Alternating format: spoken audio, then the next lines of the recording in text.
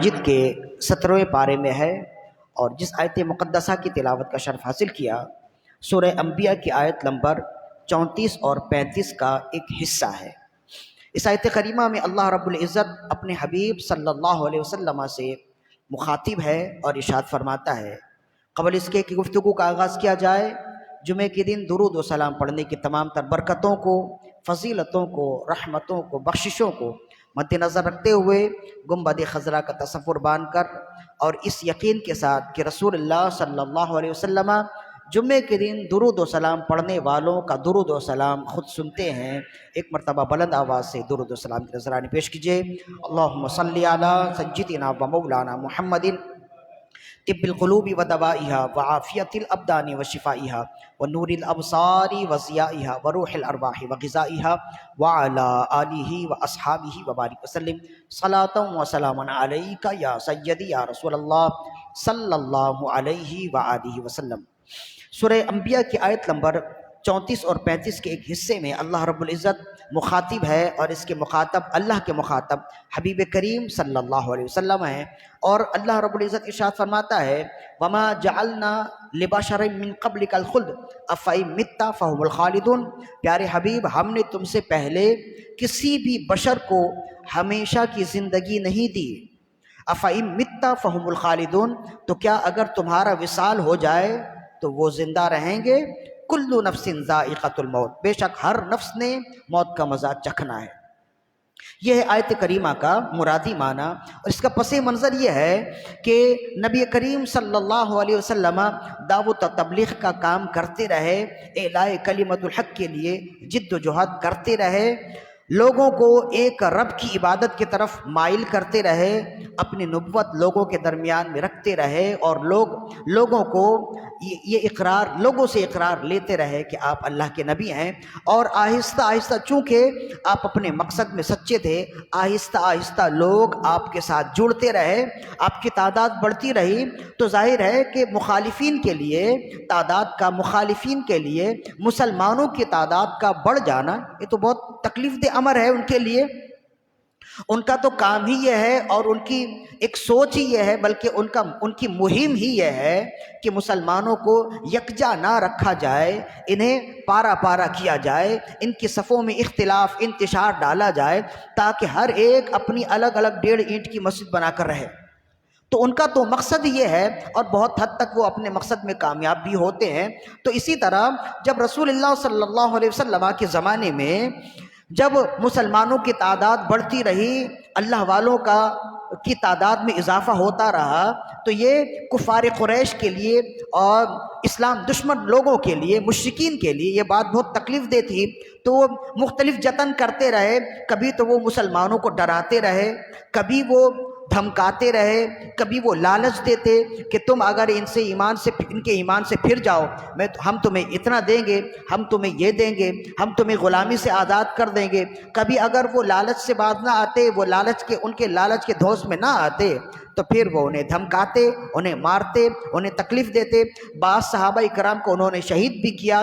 ہر ایک عمل کر کے دیکھ لیا کہ مسلمان جب کلمہ پڑھ لیں تو پھر دوبارہ وہ لوٹتے نہیں ہیں، کلمہ پڑھنے کے بعد دوبارہ وہ کفر کی طرف لوٹتے نہیں ہیں۔ انہیں ڈرا کر بھی دیکھ لیا، دھمکا کر بھی دیکھ لیا، جان سے مار کے بھی دیکھ لیا، لالچ دے کے بھی دیکھ لی۔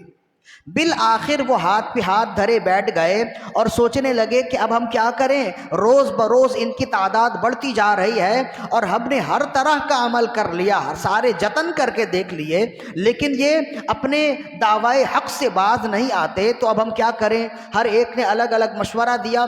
بہرحال پھر دلی تسلی کے لیے ایک دوسرے سے کہنے لگے کہ یہ چند مہینوں کی بات ہے یا چند سالوں کی بات ہے، جب محمد صلی اللہ علیہ وسلم اس دنیا سے گزر جائیں گے، جب وہ گزریں گے تو ان کی بات بھی ختم ہو جائے گی، ایک وقت کے بعد لوگ پھر اسی طرح بھول جائیں گے، جیسے ہم سے پہلے لوگ آئے اور انہوں نے بہت بڑے بڑے کام کیے، بڑے بڑے شعراء تھے، وہ تو رسول اللہ کو شاعر کہتے تھے نا، اسی وجہ سے انہوں نے رسول اللہ پر جو ہے نا ان لوگوں کو قیاس کیا اور ان لوگوں کو رسول اللہ پر قیاس کیا.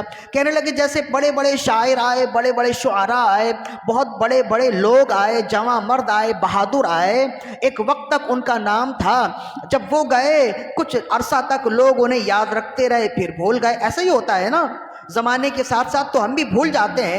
تو وہ کہنے لگے آپس میں کہ ہم سے پہلے بھی بہت بڑے بڑے لوگ آئے، شعراء آئے، جواں مرد آئے، جن کی جواں مردی کا شہرہ تھا، دور دور تک جن کی بات تھی، جن کا نام تھا. اب جب وہ دنیا سے گیا تو کچھ عرصہ کے بعد لوگوں نے اسے یاد رکھا، پھر بھول گئے. اب نہ اس کا نام لینے والا ہے، نہ اس کی بات کرنے والا کوئی ہے. ایسے ہی ہم انتظار کرتے ہیں محمد صلی اللہ علیہ وسلم کتنے عرصہ تک زندہ رہیں گے. کچھ عرصہ بعد جب ان کا بھی وصال ہو جائے گا، جب یہ دنیا سے چلے جائیں گے، کچھ عرصہ بعد لوگ پھر انہیں بھول جائیں گے، اور جب بھول جائیں گے تو جو ان کی طرف گئے ہیں وہ آہستہ آہستہ دوبارہ ہم تک آ جائیں گے. تو جب انہوں نے یہ کہا اور یہ اپنے آپ کو تسلی دی، تو ان کے جواب میں قرآن مجید کی آیت نازل ہوئی، اور قرآن مجید نے کہا یہ سمجھتے ہیں کہ اگر محمد صلی اللہ علیہ وسلم اس دنیا سے گزر گئے تو یہ زندہ رہیں گے. یہ سمجھتے ہیں کہ اگر وہ چلے گئے تو یہ زندہ رہیں گے. ہم نے کسی کی زندگی میں بقا نہیں رکھی، ہم نے کسی کی زندگی میں دوام نہیں رکھی. اگر وہ دنیا سے چلے گئے تو تم بھی دنیا سے چلے جاؤ گے، تم بھی یہاں نہیں رہو گے. فرمائے وما جعلنا لبشر من قبلک الخلد، پیارے حبیب ہم نے تم سے پہلے کسی بشر کے لیے ہمیشہ کی زندگی نہیں رکھی. خلد کا مطلب ہوتا ہے ہمیشہ کی زندگی. جنت کے بارے میں کہتے ہیں نا خالدین فیہا، جنت میں جو جائے گا وہ ہمیشہ رہے گا. تو خلد کا مطلب ہوتا ہے ہمیشہ کی زندگی. فرمائے وما جعلنا لبشر من قبلک الخلد، ہم نے تم سے پہلے کسی بشر کے لیے ہمیشہ کی زندگی نہیں رکھی. افئن مت فہم الخالدون، پیارے حبیب کیا جب تمہارا وصال ہو جائے گا تو وہ زندہ رہیں گے جو وہ امید کیے بیٹھے ہیں؟ کل نفس ذائقۃ الموت، جس کے جسم میں جان ہے، جس کے جسم میں روح ہے، اس نے موت کا مزہ چکھنا ہے اور وہ یہاں سے جانا ہے. تو اس کے جواب میں قرآن مجید کی آیت نازل ہوئی، اور پھر کئی مقامات پر قرآن مجید نے کہا ٹھیک ہے تم ان کے موت کا انتظار کرو، ہم تمہاری موت کا انتظار کر رہے ہیں. تم ان کے وصال کا انتظار کرو، ہم تمہارے وصال کا انتظار کر رہے ہیں. تو یہاں ایک بات تو یہ ہے اس آیت کریمہ سے جہاں سے ہم نے ابتدائیہ کرنا ہے، جہاں سے ہم نے آغاز کیا ہے، کہ اس آیت کریمہ میں کفار اور مشرکین کی بد عملی اور بد عقلی بتائی گئی کہ وہ ایسے بد عقل ہوئے کہ وہ کہتے تھے کہ اگر یہ چلے گئے تو ان کی بات بھی ختم ہو جائے گی. حالانکہ ان کا نام ختم ہونے والا تو نہیں ہے، بے نشانوں کا نشان مٹتا نہیں، مٹتے مٹتے نام ہو ہی جائے گا، ذکر ان کا عام ہو ہی جائے گا، شاد ہر ناکام ہو ہی جائے گا. وہ تو یہ سمجھ رہے تھے کہ محمد صلی اللہ علیہ وسلم جب اس دنیا سے جائیں گے تو ان کا نام ختم ہو جائے گا. لیکن رب نے فرمایا ہم نے آپ کا نام یا آپ کی ذات ختم ہونے کے لیے نہیں رکھی ہے. ورفعنا لک ذکرک کا سایہ ہم نے آپ پر رکھا ہے. ہر ایک کی بات بھی ختم ہو جائے گی، ہر ایک کی ذات بھی ختم ہو جائے گی، لیکن نہ آپ کی ذات ختم ہو سکتی ہے نہ آپ کی بات ختم ہو سکتی ہے.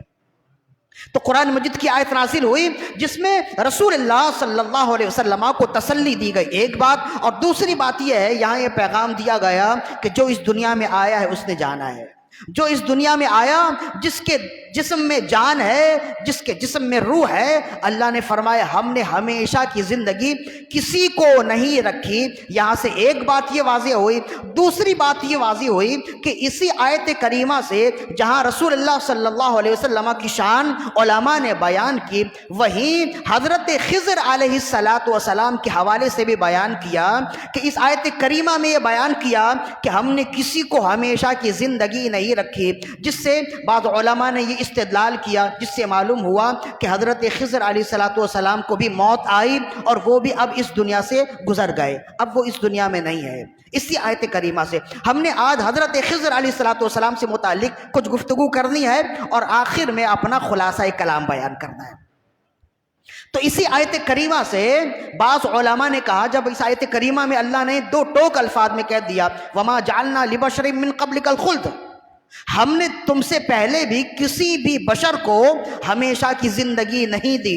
جب قرآن مجید میں یہ ہے، لہذا اب مالا یہ ہوا کہ جو بھی اس دنیا میں آیا وہ اس دنیا سے جائے گا. لہذا یہ عمل کرنا، لہذا یہ عقیدہ رکھنا کہ حضرت خضر زندہ ہیں.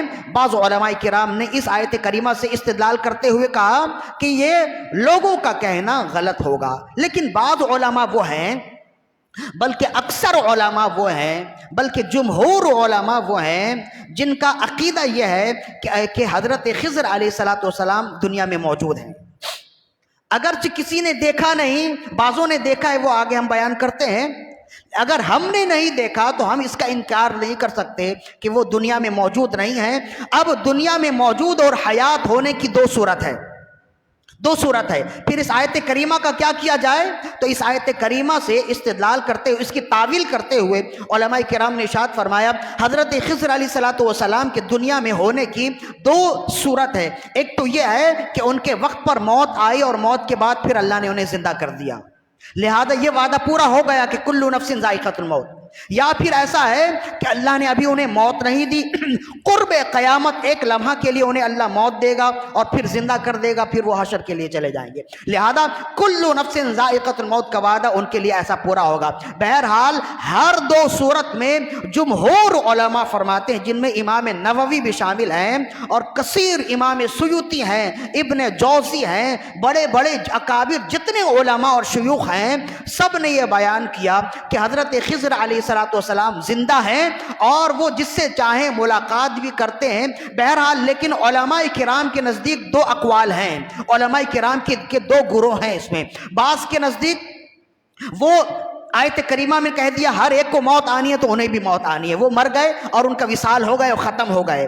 اور ایک اور بعض علماء کی جماعت وہ ہے جن کے نزدیک وہ زندہ ہیں اور قیامت تک زندہ رہیں گے. قرب قیامت ایک لمحہ کے لیے اللہ اپنے وعدے کو پورا کرنے کے لیے انہیں موت دے گا، پھر زندہ فرما دے گا، لیکن بہرحال وہ زندہ ہیں. علماء کرام کے نزدیک دو اقوال ہیں، ایک گروہ یہ کہتا ہے کہ وہ زندہ ہیں، مرے نہیں، اور ایک گروہ یہ کہتا ہے ان کا وصال ہو گیا، وہ زندہ نہیں ہیں. وہ علماء جن کے مزاج میں تصوف ہے وہ کہتے ہیں کہ وہ زندہ ہیں، اور وہ علماء جن کا مزاج تصوف سے خالی ہے وہ کہتے ہیں کہ زندہ نہیں ہے، وہ وصال کر گئے. لہذا اسی وجہ سے تو کہا گیا. لیکن اہل تصوف کے نزدیک، صوفیاء کرام کے نزدیک، صوفیاء کرام میں جتنے صوفیاء کرام قرون اولیٰ سے لے کے آج کے دن تک جتنے ہیں، تمام صوفیاء کرام کے نزدیک ان کے درمیان میں دو رائے نہیں ہے کہ اللہ حضرت خضر علیہ السلام زندہ ہیں. دو رائے نہیں ہے. صوفیاء کرام میں سے شروع سے آپ دیکھیے حضرت حسن البصری، جنید بغدادی، سری سقطی، معروف کرکی، ابو بکر شبلی، ان کے بعد جتنے اکابرین صوفیاء آئے، غوث آدم دستگیر، خواجہ غریب نواز، جتنے حضرت خواجہ باقی باللہ رحمہ اللہ، جتنے صوفیاء کرام اس سرزمین میں آئے یا جتنے صوفیاء کرام اس دین میں آئے ہیں، سب کی ایک ہی بات ہے، سب کا ایک ہی مذہب ہے کہ حضرت خضر علیہ السلام زندہ ہیں. ایک بات ہو گئی.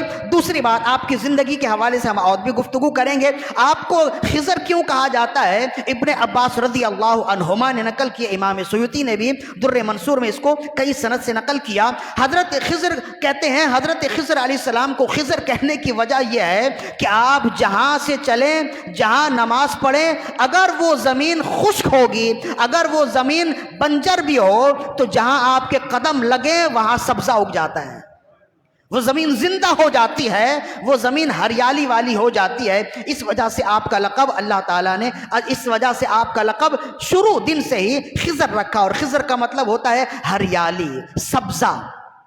تو آپ کا نام ہی اس وجہ سے رکھا گیا، اور آپ اسم با مسمہ ہیں. جیسے آپ کا نام ہے ویسے ہی آپ کا کام ہے. آپ نبی ہیں یا غیر نبی ہیں، اس میں اختلاف موجود ہے، اس سے ہم پھر کبھی بیان کریں گے، ورنہ ہم جو آگے گفتگو کرنا چاہتے ہیں وہ بات رہ جائے گی. دو لفظوں میں سمجھ لیجئے، جمہور علماء کرام کے نزدیک آپ ولی نہیں بلکہ نبی ہیں.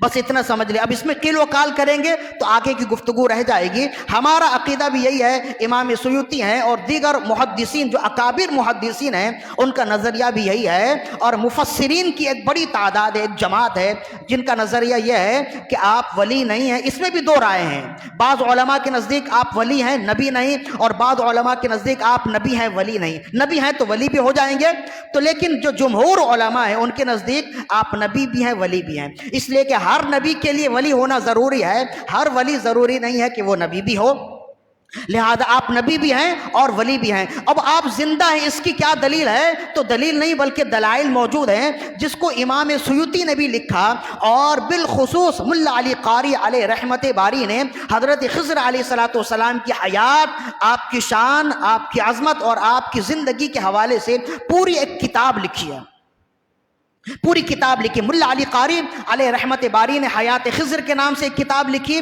اور ان سے پہلے حافظ ابن حجر جو محدثین کے امام ہیں انہوں نے بھی پوری کتاب لکھی حضرت خضر علیہ الصلوۃ والسلام سے متعلق. اور پھر الاصابہ فی تمیز الصحابہ میں ابن حجر نے ایک پورا باب باندھا اور اس میں حضرت خضر علیہ الصلوۃ والسلام سے متعلق بہت کچھ گفتگو کی ہے. مطلب یہ ہے کہ ہم جن اکابرین کے پیچھے پیچھے ہیں ان میں سے ہر ایک کا عقیدہ یہ ہے کہ حضرت خضر علیہ السلام اس دنیا میں زندہ ہیں, اور وہ جس سے چاہیں ملاقات بھی کرتے ہیں. اور انہوں نے جو ابن حجر ہیں انہوں نے بھی, اور ملا علی قاری علیہ رحمت باری انہوں نے بھی ان احباب کا رد کیا جو یہ کہتے ہیں کہ وہ زندہ نہیں ہیں. اب ہماری کیا دلیل ہے کہ وہ زندہ ہیں؟ اب یہ دلیل سمجھیے. ابن عساکر نے تاریخ دمشق میں لکھا, اور امام سیوطی نے در منصور میں بھی لکھا, ملا علی قاری نے اپنی رسالہ میں لکھا, اور ابن حجر اسقلانی نے اپنی رسالہ میں لکھا. فرماتے ہیں کہ مولا علی رضی اللہ عنہ اس کے راوی ہیں, فرماتے ہیں بین انا اطوف بالبیت اذ رجل متعلق باستار الکعبہ وهو یقول, مولا علی رضی اللہ فرماتے ہیں کہ رات کے آخر پہر میں بیت اللہ کا طواف کر رہا تھا, اچانک میں نے ایک شخص کو دیکھا, وہ بیت اللہ کی چادر پکڑے ہوئے, بیت اللہ کا غلاف تھامے ہوئے, گڑ گڑاتے ہوئے آہوازاری کر رہا ہے, رو رہا ہے. اذ رجل متعلق باستار الکعبہ, میں نے ایک شخص کو دیکھا کہ وہ دیوار کعبہ پکڑے ہوئے, غلاف کعبہ ہاتھوں میں لیے ہوئے, گڑ گڑاتے ہوئے اپنے رب سے سوال کر رہا ہے, دعا کر رہا ہے. اور دعا کے الفاظ کیا ہی خوبصورت ہیں. وہ دعا کر رہا ہے, یا من لا یشغلہ سمع عن سمع, اے وہ رب جسے سینکڑوں ہزاروں آوازیں دینے والا, جس کی بارگاہ میں سینکڑوں ہزاروں آوازیں پہنچتی ہیں اور وہ ہر ایک کی آواز کو پہچانتا ہے. وہ یہ دعا کر رہے ہیں, یا من لا یشغلہ سمع عن سمع, اے وہ رب جس کی بارگاہ میں آوازیں مغالطہ نہیں ڈالتی, وہ ہر ایک کی آواز کو پہچانتا ہے, اس کی حاجت سمجھتا ہے. وَيَا مَن لا تغلطہ المسائل, اے وہ رب جس کی بارگاہ میں ہر وقت سینکڑوں اور لا تعداد مسائل پیش کیے جاتے ہیں اور وہ ہر ایک کا مسئلہ جانتا ہے اور اسے حل بھی کرتا ہے. وَيَا مَن لَا يَتَبَرَّمُ بِإِلْحَاءِ الْمُلْحِينَ, اور اے وہ رب جس کی بارگاہ میں جتنا اصرار کیا جائے وہ اصرار کرنے والے کو پسند کرتا ہے. اذقنی برد عفوکا, اذقنی برد عفوکا وحلاوت رحمتکا, اے رب مجھے اپنی بخشش کی ٹھنڈک عطا فرما دے, مجھے اپنی رحمت کی مٹھاس عطا فرما دے. یہ مسجع اور مرقع کلام, یہ عربی عبارت کا خوبصورت خزینہ جب یہ سنتے رہے مولا علی رضی اللہ عنہ کہ یہ کون ہے جو ایسی خوبصورت انداز میں اپنے رب کو پکار رہا ہے, اور اس انداز میں پکار رہا ہے کہ کوئی عام شخص اس طرح سے پکار نہیں سکتا. یہ وہ الفاظ استعمال کر رہا ہے کہ عام انسان وہ الفاظ استعمال نہیں کرتا. اس کے الفاظ اور اس کے جملے بتا رہے ہیں کہ یہ عارف باللہ ہے, یہ رب کو پہچانتا ہے, ورنہ اس طرح سے کون دعا کرتا ہے. یا من لا تغتلہ المسائل, وَيَا مَن لَا يَشْغُلُهُ السَّمْعُ عَن سَمْعٍ، اے وہ رب جس کی بارگاہ میں دعا کی جائے تو وہ ہر ایک کی دعا سنتا ہے، ہر ایک کا مسئلہ سنتا ہے۔ وَيَا مَن لَا تُغْتِلُهُ الْمَسَائِلِ، اے وہ رب جس کی بارگاہ میں مسائل پیش کیے جائیں وہ ہر ایک کا مسئلہ سمجھتا ہے، اور ہر شخص ایسا ہے کہ اس کی بارگاہ میں اس کے پاس جا کر اگر اصرار کیا جائے کبھی کبھی وہ ناراض بھی ہو جاتا ہے، لیکن تو ایسا رب ہے یا من لا يتبرم بالحاء الملحین، اے وہ رب جس کی بارگاہ میں جس قدر اصرار کرے وہ ناراض نہیں ہوتا ہے۔ مجھے اپنی بخشش کی ٹھنڈک عطا فرما، مجھے اپنے عفو و کرم کی خوشبو عطا فرما، مجھے اپنے عفو و کرم کی مٹھاس عطا فرما۔ مولا علی رضی اللہ عنہ نے جب یہ جملے سنے تو آپ متوجہ ہوئے اور آپ دل میں کہنے لگے کہ یہ کوئی خاص بندہ ہے، یہ عام بندہ نہیں۔ آپ اس کے قریب گئے اور آپ نے جا کر اس سے کہا یا عبداللہ اعد العبارہ، اے اللہ کے بندے ابھی جو تو عبارت پڑھ رہا تھا، ابھی جو تو سوال کر رہا تھا، اعد السؤال، اپنا سوال دوبارہ سے دوہرا تاکہ میں اسے یاد کر لوں۔ بہت خوبصورت جملے ہیں۔ تو وہ شخص پلٹ کر کہنے لگا کہ اسمعتہ، کیا تم نے میرے جملے سنے؟ کیا تم نے میری عبارت سنی ہے؟ کیا تم نے میرے رب سے گفتگو کو سنا ہے؟ تو مولا علی رضی اللہ فرمائے بے شک میں نے سنا ہے۔ قلت نعم، قال، تو اس نے کہا والذی نفس الخضر بیدہ، اس رب کی قسم جس کے قبضہ قدرت میں خضر کی جان ہے، لا یقولہن عبد دبرا صلاۃ المکتوبۃ الا غفرت ذنوبہ، جو بندہ ہر فرض نماز کے بعد یہ کلمات پڑھ کر اپنے رب سے دعا کرے گا رب اس کے گناہ معاف کر دے گا۔ وَإِن كَانَتْ مِثْلَ رَمَلٍ، اگرچہ اس کے گناہ ریت کی تعداد کے برابر ہوں۔ وَإِن كَانَتْ وَرَقَ شَجَرٍ، اگر اس کے گناہ درختوں کے پتوں کے برابر ہوں تب بھی رب اسے ان کلمات سے دعا کرنے کے صدقے میں بخش دے گا۔ وہ یہ کہہ کر چلے گئے۔ مولا علی رضی اللہ عنہ سے جب پوچھا آپ کس سے محو گفتگو تھے، فرمایا میں حضرت خضر سے محو گفتگو تھا۔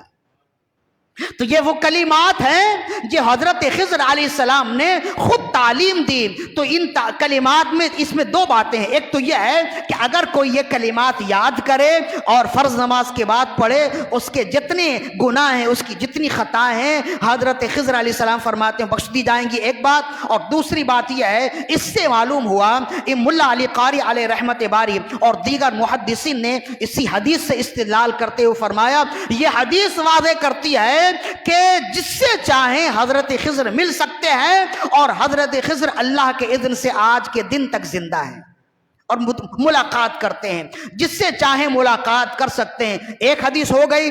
دوسری حدیث جسے خود ہی امام سیوطی نے در منصور میں نقل کیا، حضرت خسیف یہ تابعین میں سے ہیں، یہ روایت کرتے فرماتے ہیں صرف حضرت خضر ہی زندہ نہیں بلکہ اور بھی انبیاء کرام زندہ ہیں۔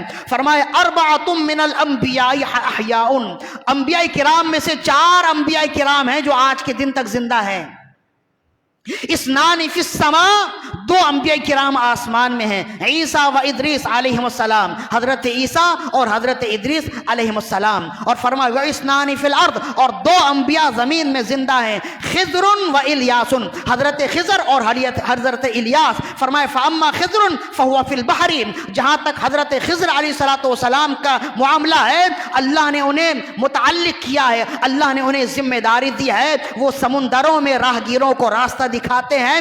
وَأَمَّا الیاس، اور جہاں تک حضرت الیاس علیہ السلام کا معاملہ ہے، فَإِنَّهُ فِي الْبَرِّ، انہیں اللہ نے یہ ذمہ داری دی ہے زمین میں کوئی راستہ بھٹک جائے تو وہ راستہ دکھا دیتے ہیں، زمین میں کوئی ضرورت مند ہو اور انہیں پکارے تو وہ ان کی ضرورت پوری کرتے ہیں۔ یہ 2 احادیث ہیں جنہیں امام سیوطی نے اپنی سند سے روایت کی اور بیان کیا۔ ان 2 احادیث سے معلوم ہوتا ہے کہ حضرت خضر علیہ السلام زندہ ہے۔ یہاں تک جب گفتگو ہو گئی، اب سوال یہ ہے کہ اللہ نے انہیں زندہ کیوں رکھا ہے؟ یہ سوال ذہن میں آتا ہے کہ اللہ نے انہیں زندہ کیوں رکھا ہے؟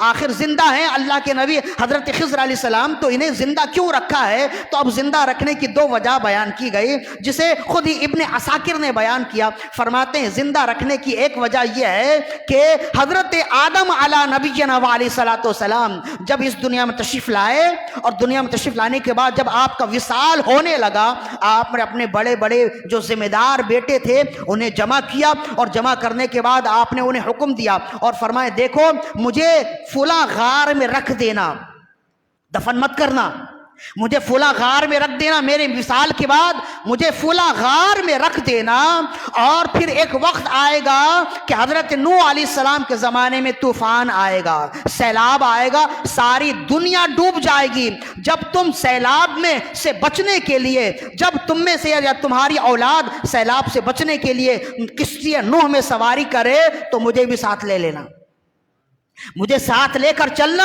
اور جب تمہاری کشتی رک جائے تو ملک شام میں جہاں انبیاء کرام کے مزید مزارات بنیں گے وہاں مجھے فلاں جگہ دفن کر دینا، یہ میں وصیت کرتا ہوں۔ اب کہتے ہیں کہ یہ وصیت کرنے کے بعد حضرت آدم علیہ الصلوۃ والسلام کا وصال ہو گیا۔ اب وصال کے بعد آپ کو ایک جگہ رکھ دیا گیا، اور وہ زمانہ گزرتا رہا یا رکھ دیا گیا، ایک روایت میں ہے کہ آپ کو آپ کی قبر بنا دی گئی اور قبر میں رکھ دیا گیا۔ بہرحال ایک زمانہ گزرا، زمانہ گزرنے کے بعد جب طوفان نوح کا موقع آیا اور زمین پانی سے بھر گئی، ایک ہی کشتی تھی جس میں حیات موجود تھی، جو لوگ کشتی میں تھے وہی بچے۔ تو کہتے ہیں جتنے لوگ حضرت آدم کی اولاد میں سے اس زمانے میں تھے تمام لوگ کشتی پہ سوار ہو گئے، اور انہوں نے حضرت آدم علیہ السلام کو بھی ساتھ لے لیا، آپ کا جسد اطہر بھی ساتھ لے لیا، اس لیے کہ ان کا وعدہ تھا، انہوں نے وصیت کی تھی۔ وہ ساتھ ساتھ چلتے رہے، کشتی پوری دنیا کا سفر کرتی رہی۔ ایک وقت آیا جب پانی نیچے آیا، جب خشکی پھیلی اور جب زمین نظر آنے لگی، جب کشتی رکی تمام لوگ رکے، آہستہ آہستہ پانی ختم ہوتا گیا اور خشکی نمودار ہوتی رہی۔ تو پھر حضرت نوح علیہ السلام نے اپنے بیٹوں کو جمع کیا، اور جمع کرنے کے بعد کہا کہ دیکھو میرے والد گرامی حضرت آدم نے ہم سے وعدہ لیا تھا، ہمارے والدین سے وعدہ لیا تھا، اور وہ وعدہ پورا ہوتے ہوتے اب مجھ تک آیا ہے۔ انہوں نے یہ وعدہ کیا تھا اور ہم سے یہ وعدہ لیا تھا کہ جب کشتی نوح کا زمانہ آئے گا تو تم مجھے اپنے ساتھ لینا، تو میں نے انہیں اپنے ساتھ لیا۔ پھر انہوں نے یہ وعدہ کیا تھا کہ جب ہم سے وعدہ لیا تھا کہ جب تم کشتی نوح سے اتر جاؤ تو ملک شام کی فلاں سرزمین پر فلاں غار میں مجھے سپرد خاک کر دینا، میرا مزار بنا دینا۔ یہاں تک تو وعدہ میں نے پورا کر دیا ہے، اب تم میں سے کون ہے جو ان کی قبر بنانے کے لیے شام جائے؟ تو کہتے ہیں کہ ہر ایک پیچھے ہٹنے لگا اور کہنے لگا کہ ابھی تو زمین میں دہشت ہے، وحشت ہے، یہاں درندے ہیں، پرندے ہیں، دور دور تک کوئی حیات نظر نہیں آتی ہے۔ ظاہر ہے کہ دنیا دوبارہ سے آباد ہو رہی ہے نا، نہ جانے کوئی درندہ آ جائے، نہ جانے کون آ جائے، نہ روشنی ہے، نہ راستوں کے نشان ہے، کوئی اگر راستہ بھٹک جائے تو منزل تک پہنچنا اس کے لیے ناممکن ہے۔ تو ہر ایک کہنے لگا کہ ہم تو وہاں تک جانے والے نہیں، انہیں یہی سپرد خاک کر دیا جائے۔ حضرت نوح علیہ السلام فرمانے لگے ہم نے اپنے آباء و اجداد سے یہ وعدہ لیا، اور ہمارے آباء و اجداد نے یہ وعدہ کیا تھا کہ ہم ان کی لاش کو، ہم ان کے جسم کو وہاں تک دفن کریں گے، یہاں تک تو ہم لے آئے، لہذا دفن کر دو۔ تو ہر ایک انکار کرتا رہا۔ تو کہتے ہیں حضرت نوح علیہ السلام نے پھر فرمایا کہ حضرت آدم علیہ السلام نے یہ دعا دی تھی ہر اس شخص کے لیے جو ان کی لاش اس مقام تک دفن کرے گا جہاں ان کی خواہش ہے۔ حضرت آدم علیہ السلام نے دعا دی تھی کہ جو میری لاش کو میری پسندیدہ مقام تک لا کر دفن کرے گا اللہ اسے ہمیشہ کی زندگی عطا فرمائے گا۔ تو کہتے پھر بھی کوئی نہیں آیا، تو حضرت آدم علیہ السلام کی اولاد میں سے حضرت خضر آگے بڑھے، اور آپ نے آگے بڑھ کر یہ فریضہ ادا کیا، اور آدم علیہ السلام جہاں پسند فرماتے تھے، جہاں آپ دفن ہونا پسند فرماتے تھے وہاں دفن کیا۔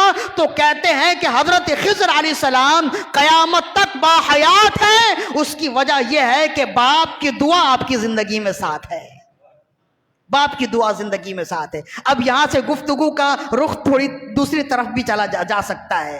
ایک تو یہ ہے کہ حضرت خضر علیہ السلام کی فضیلت بھی واضح ہو رہی ہے، اور دوسری بات یہ ہے کہ باپ کی دعا کی اہمیت کیا ہے یہ بھی واضح ہو رہی ہے۔ جہاں ماں کا مقام و مرتبہ قرآن و حدیث میں موجود ہے، وہیں باپ کا مقام و مرتبہ بھی قرآن و حدیث میں بیان کیا ہے۔ ہاں یہ بات ضرور ہے کہ ماں کا مقام و مرتبہ باپ کے لحاظ سے زیادہ ضرور ہے، لیکن ایسا نہیں ہے کہ باپ کا مقام کچھ بھی نہیں ہے۔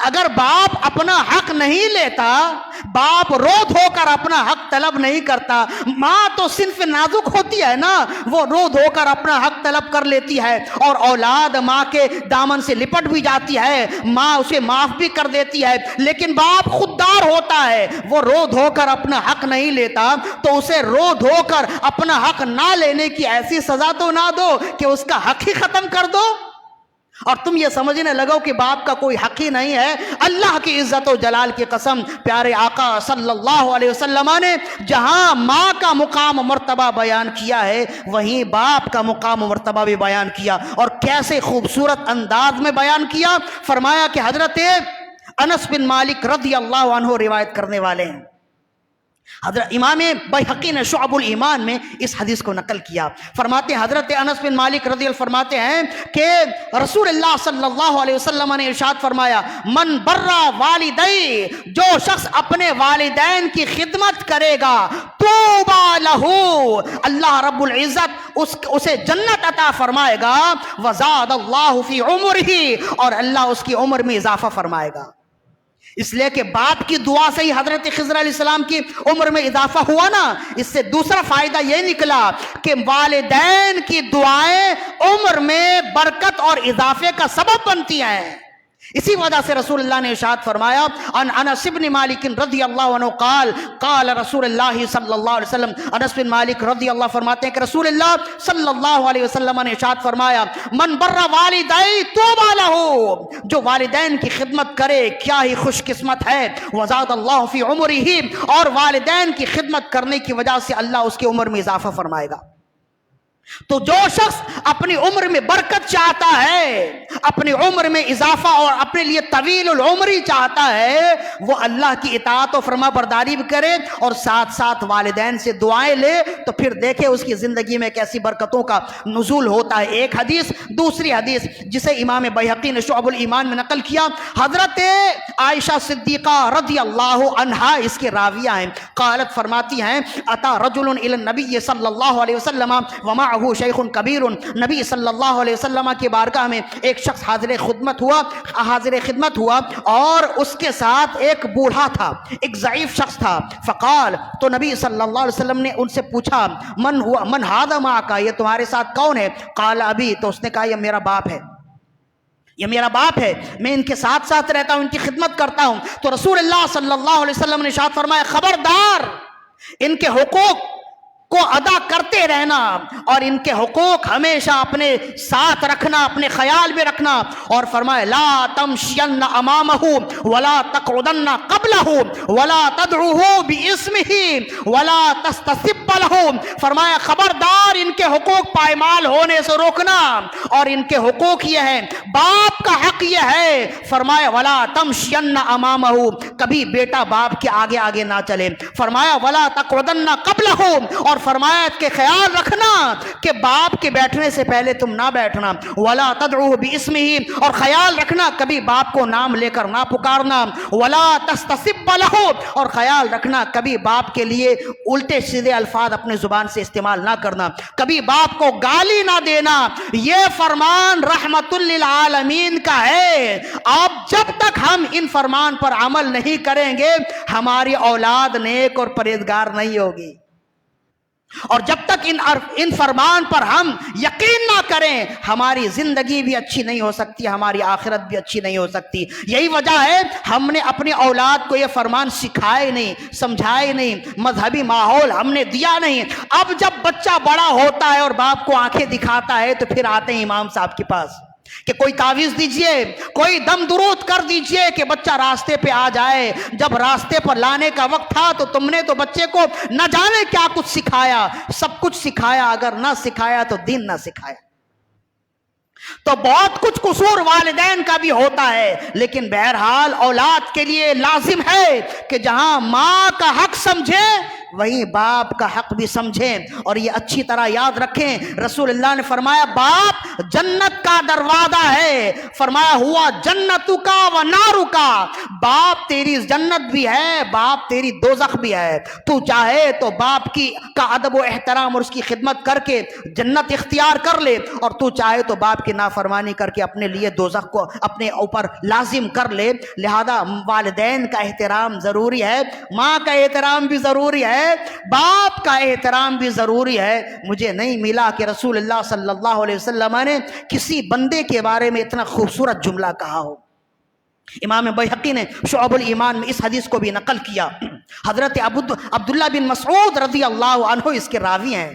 عن ابن مسعود رضی اللہ عنہ قال قال رسول اللہ صلی اللہ علیہ وسلم, نبی صلی اللہ علیہ وسلم نے ارشاد فرمایا النظر الى وجه الوالد عبادہ والنظر الى الکعبۃ عبادہ والنظر الى المصحف عبادہ. فرمایا باپ کے چہرے کی طرف دیکھنا عبادت ہے, کعبہ کی طرف دیکھنا عبادت ہے, قرآن کی طرف دیکھنا عبادت ہے. کتنے خوبصورت جملے ہیں. رب نے باپ کا مقام و مرتبہ کعبہ کے ساتھ قرآن کے ساتھ بیان کیا. سمجھنے والے کے لیے یہی مقام بہت بڑی بات ہے, سمجھنے والے کے لیے یہی بات بہت بڑی بات ہے. اگر یہ جملے رسول اللہ نے کسی دوسرے کے لیے استعمال کیے ہیں تو مولا علی کے لیے استعمال کیے. فرمایا النظر الی وجہ علی جن عبادہ, وہ علی کے چہرے کی طرف دیکھنا عبادت ہے. علی والو, جس طرح رسول اللہ صلی اللہ علیہ وسلم نے علی کی شان بیان کرتے ہوئے یہ ارشاد فرمایا النظر الی وجہ علی جن عبادہ, علی کے چہرے کی طرف دیکھنا عبادت ہے, اسی نبی نے تو یہ بھی جملے ارشاد فرمائے النظر الی وجہ والدہ عبادہ, والد کے چہرے کی طرف بھی دیکھنا عبادت ہے. تو کیا بات ہے, کیا مجبوری ہے کہ تم علی کے چہرے کی طرف دیکھنا عبادت تو مانتے ہو, والد کے چہرے کی طرف دیکھنا عبادت مانتے نہیں؟ مطلب یہ ہے کہ تم والد کو وہ مقام و مرتبہ دینا ہی نہیں چاہتے جو مقام و مرتبہ رب نے دیا ہے, رب کے نبی نے دیا ہے. آج تم اپنے والدین اور بالخصوص آج تم اپنے والد کی خدمت کرو, اللہ کی عزت و جلال کی قسم کل تمہاری اولاد تمہاری خدمت کرے گی. اور اگر آج تم اپنے والد کو آنکھیں دکھاؤ گے اور مجبوری کے وقت میں پیٹ پھیر کر چلے جاؤ گے, وہ وقت آنا ہے جب تمہاری اولاد بڑی ہوگی تو وہ بھی تمہیں پیٹ دکھا کر چلی جائے گی. یہ بالکل عدلے کا بدلہ ہوتا ہے, اور عقل مند انسان وہی ہے جو وقت آنے سے پہلے اس بات کو سمجھ جائے. اتنی باتیں بہت ہیں, اس پر گفتگو مزید اور بھی ہو سکتی ہے لیکن ہم نے اسے روک دیا ہے. لہذا حضرت آدم علیہ السلام کو وہاں سپرد خاک کیا گیا جہاں حضرت آدم علیہ السلام چاہتے تھے, اور وہ کون سا مقام تھا, کون سی جگہ تھی؟ ملک شام. حضرت آدم علیہ السلام کا مزار کہاں, اس میں کئی اقوال موجود ہیں. اس حدیث کے مطابق تو آپ کا مزار ملک شام میں ہونا چاہیے. لہذا ایک قول کے مطابق آپ کا مزار ملک شام میں ہے, ایک قول کے مطابق جسے محدثین نے روایت کیا اور ابن کثیر نے البدایہ والنہایہ میں کئی اقوال نقل کیے ہیں. ایک قول یہ ہے کہ جہاں آدم علیہ السلام دنیا پہ آئے تھے اسی جگہ آپ کا مزار ہے, ہند میں سری لنکا, جس پہاڑ پر آپ نے نزول اجلال فرمایا تھا, جہاں آپ اترے تھے اسی کے قریب میں آپ کا مزار ہے. دو قول ہو گیا. تیسرا قول یہ ہے کہ آدم علیہ السلام اپنے رب سے ملنے کے لیے, رب کا گھر دیکھنے کے لیے, رب کے گھر کی زیارت کے لیے بیت اللہ گئے اور وہیں آپ کا وصال ہوا. جبریل امین نے آپ کی نماز جنازہ پڑھائی اور وہیں آپ کو سپرد خاک کیا گیا. آج مینا کے مقام پر مکہ سے 3 میل کے فاصلے پر مقام مینا ہے جہاں حجاج کرام قربانی کرتے ہیں. اسی مقام مینا میں ایک مسجد ہے, مسجد خیف, آج بہت بڑی مسجد بنی ہوئی ہے. وہ فرمایا مسجد خیف کے دامن میں اطراف میں ہی کوئی جگہ ہے جہاں حضرت آدم علیہ السلام کا مزار موجود ہے, لیکن آج وہاں کوئی نشانی نہیں ہے جہاں آپ سمجھیں کہ یہ آدم علیہ السلام کا مزار ہے. اس کی وجہ یہ ہے کہ انبیاء کرام جتنے بھی دنیا میں آئے نا, انہوں نے یہ خواہش رکھی ہے کہ ان کی زندگی کا آخری وقت مکہ میں گزرے. اسی وجہ سے اکثر و بیشتر انبیاء کرام چاہے وہ نبی بنی اسرائیل کے کسی بھی قوم کی طرف بھیجے گئے ہوں, آخری وقت میں انہوں نے رخ مکہ کی طرف کیا ہے. اسی لیے امام طبرانی کی حدیث ہے, ابن حبان کی حدیث ہے, اور محدثین کی ایک بڑی جماعت جنہوں نے اس حدیث کو نقل کیا. فرمایا بیت اللہ میں 300 انبیاء کرام کے مزارات موجود ہیں. 300 انبیاء کرام کی قبر موجود ہے بیت اللہ میں، اور بالخصوص وہ جگہ جو جسے مطاف کہتے ہیں، یہ کعبہ ہے اور اس کے ارد گرد کی جو جگہ ہے نا جہاں طواف کرتے ہیں اسے مطاف کہتے ہیں، کافی کھلی جگہ ہے۔ فرمائے مطاف کے اندر 70 انبیاء کرام کی قبر ہے، اور ایک روایت میں 700 انبیاء کرام کی قبر ہے۔ اور فرمائے بالخصوص یہ جو حتیم ہے بیت اللہ کے ساتھ ایک اور منڈیر بنی ہوئی ہے، ایک اونچی سی دیوار بنی ہوئی ہے جسے حتیم کہتے ہیں، لوگ وہاں نماز پڑھتے ہیں۔ فرمایا حتیم کے اندر جناب ہاجرہ سلام اللہ علیہ کا مزار ہے، اور حضرت اسماعیل علیہ السلام کی قبر وہاں موجود ہے۔ اور اسے روایت کرنے والے حضرت سعید بن حرب ہیں، ابن حبان کی حدیث ہے۔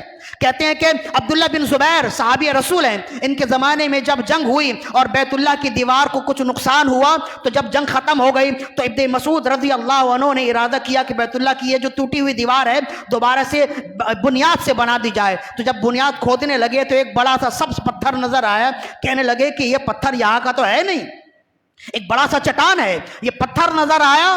تو لوگوں سے آپ نے پوچھا بھئی یہ بتاؤ یہ پتھر کہاں سے ہے اور یہ پتھر کیا ہے؟ وہاں پہ جتنے لوگ تھے جانتے نہیں تھے۔ ایک ضعیف صحابی کو لایا گیا، جب انہوں نے دیکھا تو فرمایا یہ حضرت اسماعیل کا مزار ہے، اسے ایسے چھوڑ دو، اس پتھر کو نہ اٹھاؤ، اس کے نیچے حضرت اسماعیل علیہ السلام کا روزہ ہے، لہذا اس پتھر کو پاٹ دیا گیا اور پھر اس کے اوپر جگہ بنا دی گئی جو مطاف ہے۔ لہذا انبیاء کرام کے کثیر مزارات بیت اللہ میں موجود ہیں، اور اسی وجہ سے یہ کہا جاتا ہے کہ حضرت آدم علیہ السلام کا روزہ اور آپ کی قبر، آپ کا مزار بھی بیت اللہ میں ہے۔ اور بیت اللہ میں کس جگہ ہے؟ مقام مینا، مسجد خیف کے اطراف میں ہی کوئی جگہ ہے جہاں حضرت آدم علیہ السلام کا مزار موجود ہے۔ بہرحال اس میں کئی اقوال ہیں، برسبیل تذکرہ یہ گفتگو چلی تو ہم نے مفید جانا تو ہم نے یہ بیان کر دیا۔ بہرحال حضرت خضر علیہ السلام، میرے سامنے جو گھڑی ہے وہ ابھی بند پڑی، اس وجہ سے مجھے معلوم نہیں ہے کہ وقت کیا ہو رہا ہے۔ حضرت خضر علیہ السلام تھوڑا سا بس چند وقت حضرت خضر علیہ السلام کے حوالے سے مزید اور بھی باتیں ہیں، وہ انشاءاللہ ہم اپنی گفتگو کا حصہ بنائیں گے۔ آج اپنی گفتگو یہی ختم کرتے ہیں کہ حضرت خضر علیہ السلام کے بارے میں جمہور علماء کا عقیدہ یہ ہے کہ آپ زندہ ہیں اور قیامت تک زندہ رہیں گے۔ قرب قیامت تھوڑی دیر کے لیے رب اپنا وعدہ پورا کرنے کے لیے انہیں موت دے گا، پھر یہ زندہ ہو جائیں گے۔ اور آپ کو اتنی طویل العمری کیوں ملی؟ اس لیے کہ آپ کی زندگی کے ساتھ باپ کی دعا شامل تھی۔ لہذا اب جو چاہتا ہے کہ اس کی زندگی خوشحال ہو جائے، جو چاہتا ہے کہ اسے طویل العمری ملے، اسے چاہیے کہ والدین کی خدمت کرے، بالخصوص باپ سے دعا لے، اس لیے کہ یہ صحیح حدیث ہے۔ رسول اللہ صلی اللہ علیہ وسلم نے فرمایا رضاء الوالد رضاء الرب، رب کی رضا والد کی رضا ہے اور والد کی رضا رب کی رضا ہے، صحیح حدیث ہے۔